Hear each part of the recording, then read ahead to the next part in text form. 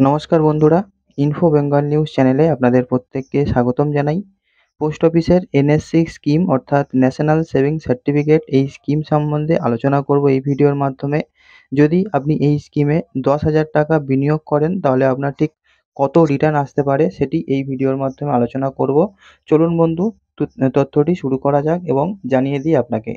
ঝুঁকি ছাড়া অর্থ বিনিয়োগের একটি জনপ্রিয় বিকল্প হলো পোস্ট অফিসের যে সমস্ত স্কিমগুলি রয়েছে সেগুলো।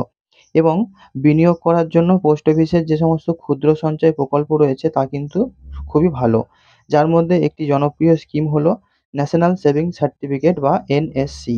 এই স্কিমে আপনি সর্বনিম্ন 1,000 টাকার থেকে শুরু করে বিনিয়োগ করতে পারবেন। তবে আজকে এই ভিডিওর মাধ্যমে জানবো যে আপনি যদি 10,000 টাকা বিনিয়োগ করতে চান তাহলে ঠিক কত টাকা রিটার্ন পাবেন এবং এই স্কিম সম্বন্ধে আরও সমস্ত তথ্য জানবো। পোস্ট অফিসের ক্ষুদ্র সঞ্চয় প্রকল্পগুলির মধ্যে একটি হলো ন্যাশনাল সেভিংস স্কিম। এতে আপনি 1,000 টাকার থেকে শুরু করে বিনিয়োগ করতে পারেন এবং সর্বোচ্চ যত খুশি আপনি বিনিয়োগ করতে পারেন, অর্থাৎ এখানে কোনো সীমা বলা নেই। তবে বিনিয়োগ করা অর্থ যেন 100 র গুণিতক হয়। এই যে স্কিম, এই স্কিমের মেয়াদ হলো 5 বছর, অর্থাৎ আপনি এইখানে বিনিয়োগ করার জন্য 5 বছর পর টাকা তুলতে পারবেন। তবে কোনো বিশেষ কারণে মেয়াদ পূর্ণ হবার আগেই আপনার অ্যাকাউন্ট বন্ধ আপনি করতে পারেন। বর্তমানে এতে আপনি 7.7% হারে সুদ পাবেন। তাছাড়া এতে ধারা 80C অনুযায়ী করের যে সুবিধা অর্থাৎ ট্যাক্সের যে ছাড় সেটি আপনি পেয়ে যাবেন। পোস্ট অফিসের এই যে সমস্ত ক্ষুদ্র সঞ্চয় রয়েছে সেই সমস্ত ক্ষুদ্র সঞ্চয় প্রকল্পগুলির যে সুদের হার প্রতি 3 মাস ছাড়া সংশোধন করে থাকে সরকারের পক্ষ থেকে। এখন পোস্ট অফিসের ন্যাশনাল সেভিং সার্টিফিকেট স্কিমে 7.7% সুদ দেওয়া হচ্ছে। এই যে সুদের হার সেটি বার্ষিক চক্রবৃদ্ধি এই হিসাবে কিন্তু হবে।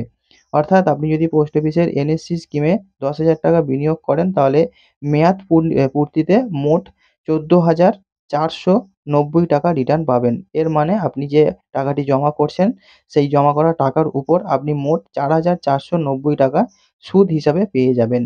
এবং একজন প্রাপ্তবয়স্ক ব্যক্তি পোস্ট অফিসের ন্যাশনাল সেভিং সার্টিফিকেট স্কিমে অ্যাকাউন্ট খুলতে পারেন, বিনিয়োগ করতে পারেন। তাছাড়া 2 জন বা 3 জন একত্রিত হয়ে যৌথ অ্যাকাউন্টও খুলতে পারেন।